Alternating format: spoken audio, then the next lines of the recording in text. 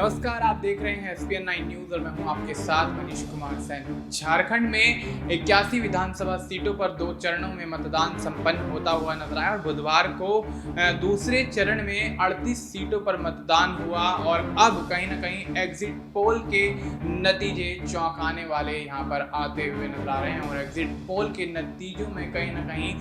NDA गठबंधन के खिलाफ इंडिया गठबंधन मजबूत नजर आ रहा है और इंडिया गठबंधन की सरकार लगभग बनती हुई दिखाई दे रही है। इस बीच जेएमएम के नेता मनोज पांडे ने यह दावा कर दिया है कि विधानसभा चुनाव के परिणाम के बाद जेएमएम 50 से ज्यादा सीटों पर जीत दर्ज करती हुई नजर आएगी और उन्होंने कहीं ना कहीं एनडीए गठबंधन को भी घेरा है और एनडीए गठबंधन को घेरते हुए वो ये कहते हुए नजर आए कि 65 सीटों पर जीत का दावा कर रही भारतीय जनता पार्टी बहुत कम सीटों पर सिमटती हुई नजर आएगी और जिस तरह से लोकसभा चुनाव में 400 सीटों पर जीत दर्ज करने की बात करती हुई भारतीय जनता पार्टी नजर आई। 400 पार का नारा काफी चर्चा में रहा, उसके बावजूद भारतीय जनता पार्टी को यहाँ मुंह की खानी पड़ी और गठबंधन के लायक भी यहाँ पर उनके पास वोटिंग प्रतिशत नहीं आता है, सीटें नहीं आती हैं, जिसके चलते अन्य दलों का सहारा लेकर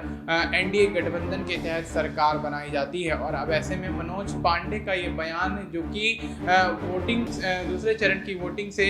ठीक अगले दिन यहाँ पर आता हुआ नजर आ रहा है, उससे कहीं ना कहीं झारखंड की सियासत गर्माती हुई नजर आ रही है। देखना यही होगा कि झारखंड के अंदर आखिर किस तरह के समीकरण बनते हुए नजर आएंगे, क्योंकि हेमंत सोरेन जब से ईडी सीबीआई की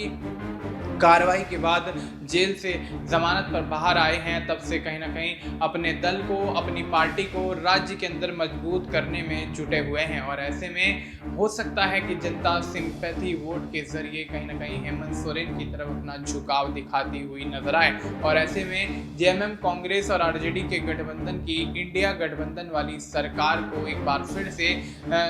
सत्ता पर काबिज होने का मौका मिल जाए। लेकिन एनडीए गठबंधन भी अपने दावों में पीछे नहीं है। एनडीए गठबंधन भी कहीं ना कहीं ज्यादा से ज्यादा सीटों पर जीत दर्ज करने की बात कहता हुआ नजर आ रहा है और एनडीए गठबंधन और इंडिया गठबंधन के बीच झारखंड की 81 विधानसभा सीटों पर हुए महासंग्राम का क्या कुछ परिणाम रहने वाला है, इसका पता 23 नवंबर को नतीजे घोषित होने के बाद ही लगेगा। लेकिन उससे पहले जिस तरह से सियासत गरमा रही है, उससे जेएमएम और भारतीय जनता पार्टी के बीच सीधी टक्कर या यूं कहें कि जुबानी जंग देखी जा रही है। अब देखना दिलचस्प होगा कि इन 81 विधानसभा सीटों में झारखंड में किस तरह के समीकरण बनते हैं,